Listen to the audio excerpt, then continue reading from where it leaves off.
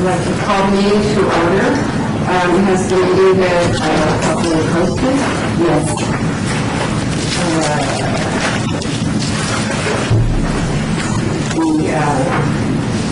To call the roll?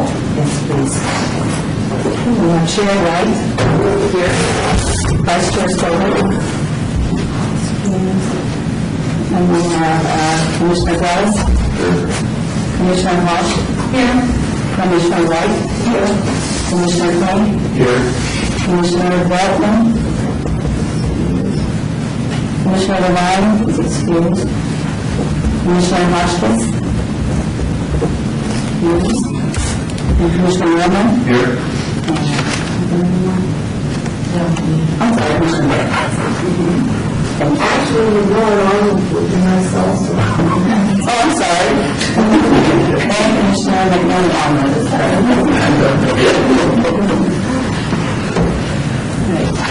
Public comment during this portion of the agenda must be limited to matters on the agenda for action if you wish to be heard, give your name for the record.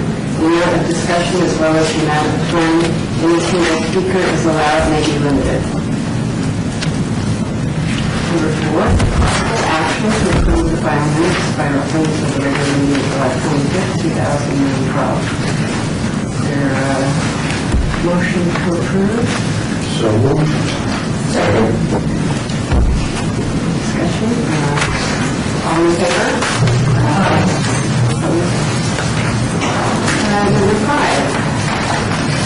Okay, next item. Possible action regarding revisions to the City of Las Vegas timeline posted on the City of Las Vegas official website. And are we allowed to have a report on this item if it's listed as Clay, do you have a report? Should I have a report? We have scheduled a second meeting of the Timeline Subcommittee. It's going to take place, I believe, on the 29th of this month, here in this room. And it will be open to the public, of course. Will be posted and open to the public. We had some comments, as you have seen from the letters attached.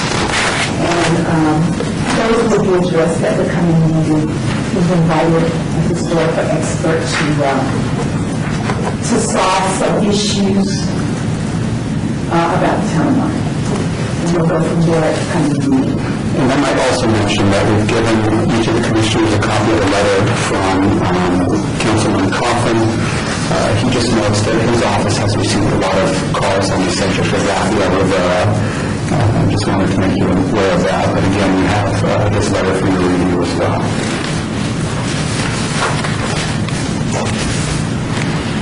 So it's an exciting meeting. You may come out to participate if you want. The meeting is at 11 a.m. As a member of the subcommittee, I just want to make a very brief comment. Since the board members were given the letter from Mr. Rodriguez in the packet, I assume that is it fair to comment on the letter? I'll make it very brief. In my opinion, and I did talk to Bob about it, I'm most speaking for myself, did not talk to Clay Chief about it. In my opinion, the letter mischaracterizes what we attempted to do, and the letter has some errors and problems in it, and I think it's important to go into the specifics at this point. I'm not saying what he wants to, but that's just my opinion. Since that letter is part of the record now, I felt I needed to say that for the record. I guess I have a question. Madam Chair. Regarding this issue, is this issue to be dealt with then by the subcommittee that was established? So you've been saying that the HPC has nothing to do with this? With the subcommittee, I will bring a report back to the full committee. And I have recommendations. And to just make a clarification, all of the sources that Mr. Rodriguez listed in his letter, we looked at all of the sources. And you see in my reply to Mr. Rodriguez. Okay. So you should also know that Ms. Warren, the person who is the authority accepted by everyone, has been invited to the meeting on the 29th. Oh, yes, it does. Okay. Liz is not sure if she would be able to attend that meeting, but she said that she would send the portions of her thesis that are relevant to help us, help the subcommittee analyze and interpret. And Commissioner Arnold, the subcommittee will make recommendations to the Historic Preservation Commission at the September HPC meeting, and at that time the original, or the regular HPC will be able to comment. But of course, everybody is welcome to go to the meeting on the 29th as well. That's assuming you finish. It should be finished. Correct. Because there was more on the agenda, there was more fact-checking than just that one item. And I was amazed that we didn't get through it, but I didn't realize there would be so much time involved. I also located Ms. Warren's thesis of the special collections at UNLV. So if anyone would like to see what's relevant, I've made copies of that portion as well. You can also read a summary of it in Frank Wright's book entitled Yesterday's. There's a summary of it in one of the first chapters if you don't want to wade through an entire thesis. Where that summary will go much further than what the subcommittee is intended to do. We're not really intended to do a whole lot actually. Anyway. Anything else? All right. Number 6. Possible action regarding the application for a certificate of appropriate risk to install 2 gates at the south and north exterior pedestrian entrances to the historic district school to match existing. Okay, hold on that.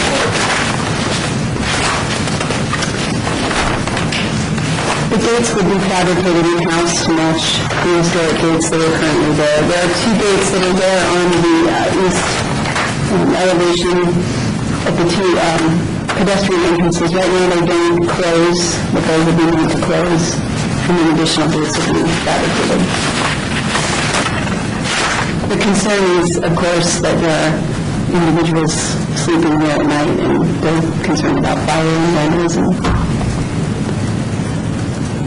So, locations A, B, C, and D will all have gates and closed. I'm just looking at the picture. Right, correct. All right, and then they will then, of course, match the architecture of the school. Okay. They'll match the existing historic gates exactly. Staff recommends approval. Further discussion? All in favor? All opposed? Motion passed. Number 7. Report by Department of Planning regarding update on the Westside School Restoration Project located at 330 West Washington Avenue. After discussion with staff, we would like to recommend that these reports be given quarterly as there isn't much happening right now, and that at such time as more activities going on in the monthly if needed. Does that require a vote? Okay, report. The only item to report is that the KME architecture contract amendment is still in the contract negotiation process, so we're expecting that would go to City Council in October at the latest. Number 8, report by Department of Planning regarding administrative reviews of applications for building permits for properties listed on the City of Las Vegas Historic Property Register. No items to report. Do you want to take out this word?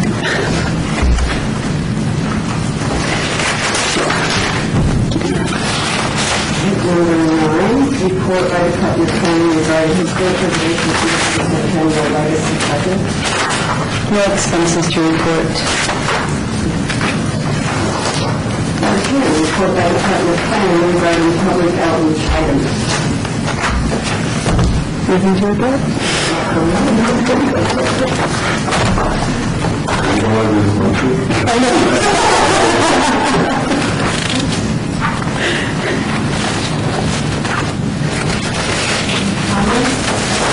I'd like to call everyone's attention to,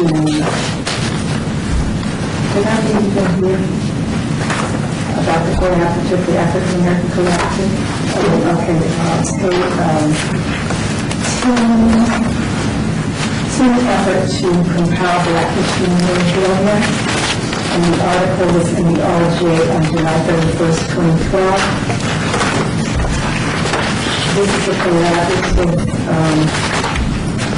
made up of many organizations around the city, libraries, museums, PBS, library at UNLV, and several other entities.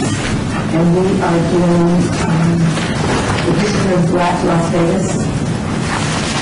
We're not just interviewing everyone, but we're also collecting manuscript collections, memorabilia. And so if you know anyone who should be interviewed, who has a collection, lots of photographs for the community, we would like to meet with that person.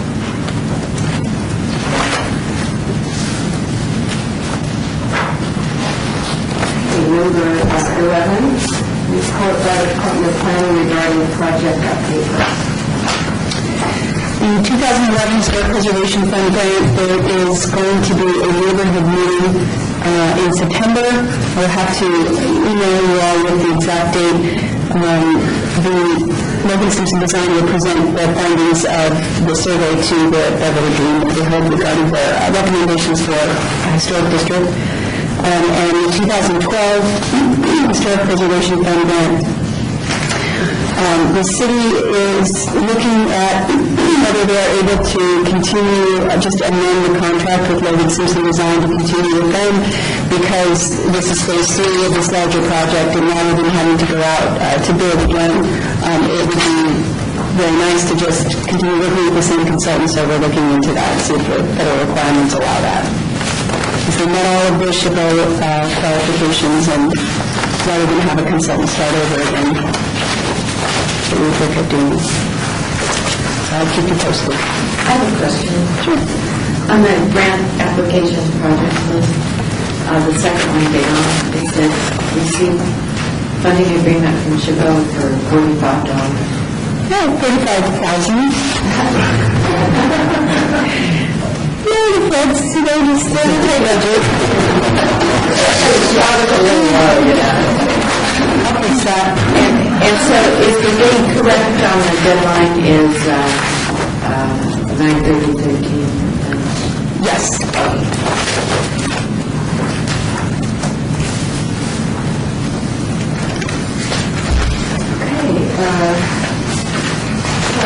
Report by Department of Planning regarding town. Okay, 3 projects that I'd like to call your attention to. The first one is project number 25. This is for a new tavern limited establishment that will go into the old 7-Eleven building there at the corner of Fremont and Las Vegas Boulevard, and then also incorporate the adjoining space. So it's going to be a rather large project, 15,000 square feet, and that's scheduled to go before the Planning Commission in September. Another project that we're excited about is project number 67. This is a proposal for a pizza restaurant that will go into the ground floor of the Ogden Tower, which is the residential tower, the mixed-use tower there just 1 block north of Fremont, Las Vegas Boulevard. The ground floor has been empty since the project was finished back in 2008. So this will be the first tenant, and it will be a restaurant, so we're happy to see that happening. And then the last project that I'd like to call your attention to is project number 97. This is for an urban lounge, which will be down in the Arts District in the development that's known as Art Square. This is immediately adjacent to Artifice, the Artifice Tavern there on very 1st. This project is going to be developed by the same gentleman who owns Window over at the World Market Center. And so we'll include, I believe, a menu of tapas in addition to the converted lounge. So 3 interesting projects coming up here in the near future. We'll see the name Nacho Daddy in here. No, Nacho Daddy will not be the name of the project going into something. They haven't revealed their name, so I'm assuming it's not Nacho Daddy. Sorry.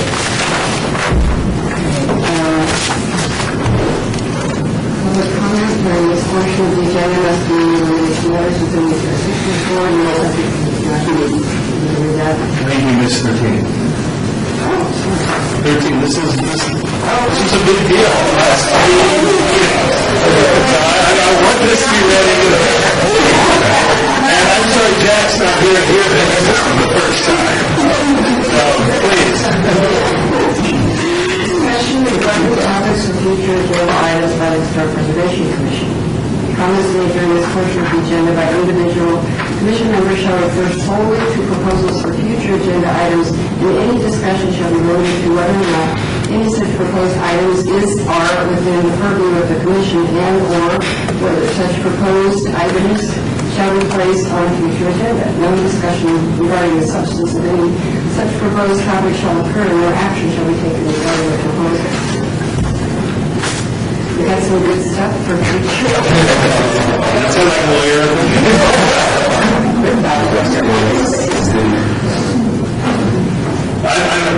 Chairman, I might just say this very briefly.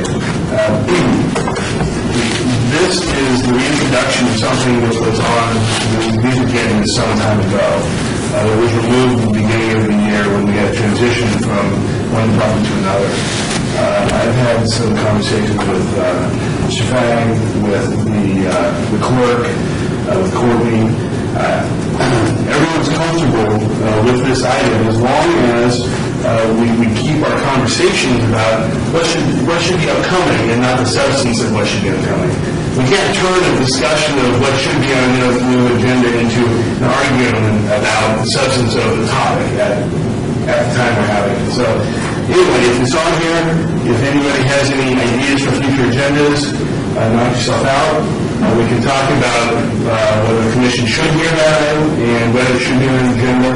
Courtney will listen intently, and if it sounds like a majority of the members would like it on an agenda, I'm guessing it will be placed on a future agenda. So, don't say I never can before.